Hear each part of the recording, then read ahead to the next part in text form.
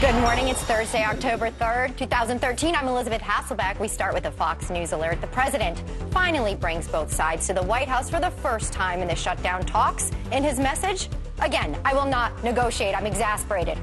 The latest developments while you were sleeping. Yeah, so why'd they have that meeting? And veterans moved barricades to get into the World War II memorial in Washington.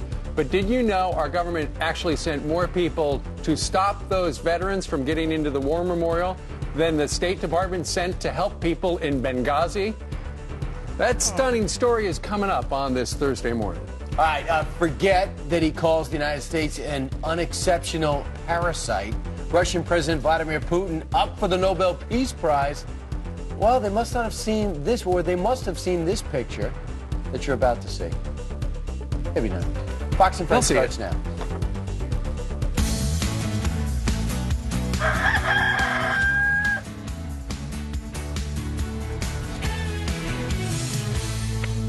I can hardly wait. In the next 3 hours, you're going to see that picture. You think so? Dang yes. You know what?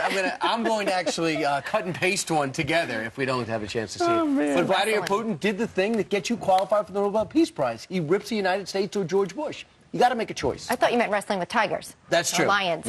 Shirtless and hairless. There you go. Well, Elizabeth, a busy day in Washington yesterday. Yeah, everybody was finally coming together, right? So the president finally comes to the table with congressional leaders, but no deal. And no negotiating, of course. And now he says he's exasperated. Really? Yes. Listen.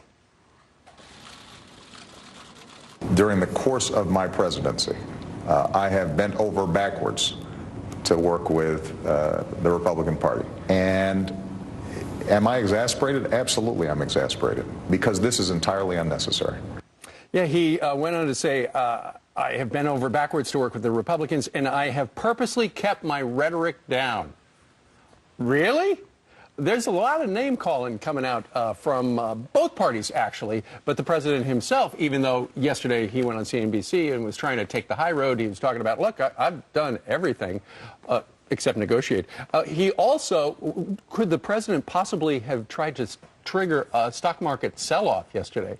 Because at one point he said, when referring to Wall Street, he said, well, when you have a situation in which a faction is willing to default on the U.S. debt and obligations, then we are in trouble. When he was asked by John Harwood about the upcoming debt ceiling. I just don't understand. Does he understand it's his economy and his report card? Ultimately, he might want to blame the speaker, the majority leader, the minority leader, whoever. But ultimately, when people look back, they're going to say, what happened to the economy after the first year of your second term? Why would he ever? I just don't understand why it's in his best interest to tell CNBC, which is the second best business channel around, that, hey, you know what? I'm really worried. If you people on the stock market, you people with investors, this time it could be different. I think they should be concerned. That makes no sense to me. However, good and bad. Yesterday in the afternoon, we hear the President of the United States had summoned the leaders on both parties to come to the White House. Let's spend about an hour together and try to work this out. But let me just make this clear. I'm not going to be negotiating. I'm not going to be capitulating. There will not be any compromise when it comes to Obamacare. So no surprise, an hour later when they walk out, Speaker Boehner says we were very polite, but we got nothing done. Well, some would argue that he was there just to say he was there. I mean, it's the equivalent of coming in at the end of the game, the last minute, and saying you're out of breath. I mean, really? You're out of breath? You just got there. You can't be exasperated. I mean, and the other idea that, is floating out there is that, there's a marketing campaign now against one section of the Republican Party, and they are going to try to pinpoint and hone in on those that are in the Tea Party as the enemy, when the Republicans have been trying to represent the majority of Americans at the table forever, it seems. If you want to see the talking point on everybody's fax machine, it is the Tea Party, one portion of one party. It's just 50 on the outskirts. I feel bad for John Boehner. So they're trying to marginalize, and I think that's even getting some moderate Republicans' antenna up to say, wait a second, now we're trying to be manipulated. Now there's people on the other side trying to divide. Well, they did have a rule. They voted on a rule regarding that, what should we do with this? And only one member of the Republican Party actually voted against it. So, maybe there is one person against that. But I think we're starting to see what the Republican strategy is. And the strategy is this. They know what the Democrats and the Republicans agree on. They both want to do something about Obamacare. The Republicans want to get rid of it or defund it or do something, and the Democrats want to keep it intact completely. So because they can't really move on that, what they're going to do is they're going to move on little stuff that they do agree on, both funding of national parks, the NIH, veterans benefits, and stuff like that.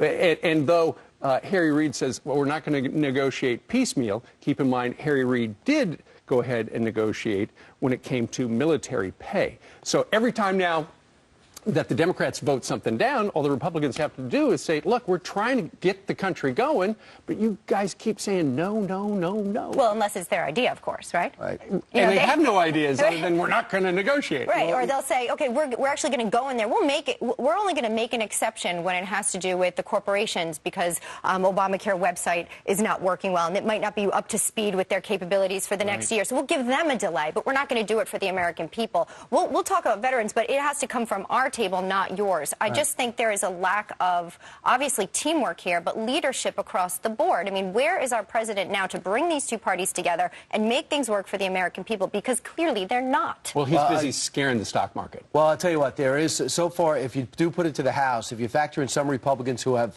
seem to have flipped, it's up to 19 now.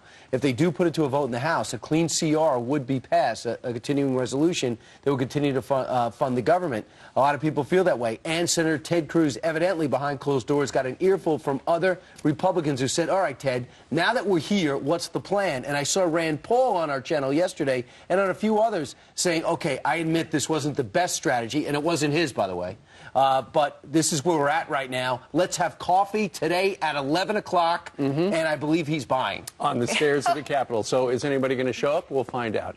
Meanwhile, not too far from the U.S. Capitol is the World War II Memorial. And we have told you here on this channel about how, they wound up because the National Park Service extraordinarily closed down the memorial with the shutdown on Tuesday. As you can see, screen right, they stormed the barricades. They got in, and then yesterday, the White House doubled down and erected more barricades and threatened people that they would be arrested if they crossed. However, these honor flights did get through nonetheless. But we had a split screen there with Benghazi. As it turns out, it looks as if more personnel were sent in to the World War II Memorial to keep people out than the State Department actually sent to Benghazi by 2. They sent 5 people to Benghazi.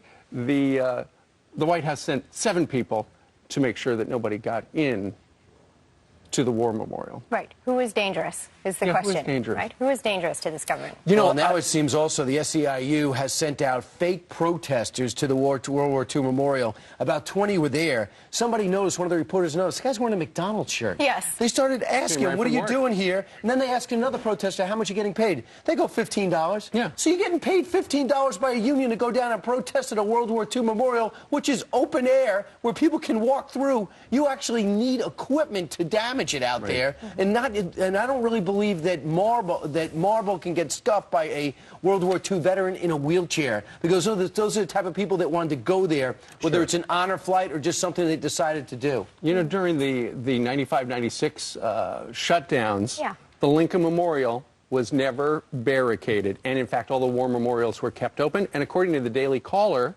they say this is the first time in history that things have been totally off limits to visitors during shutdowns. Clearly, the White House, according to some on the right, wants to send a message and inflict a little pain.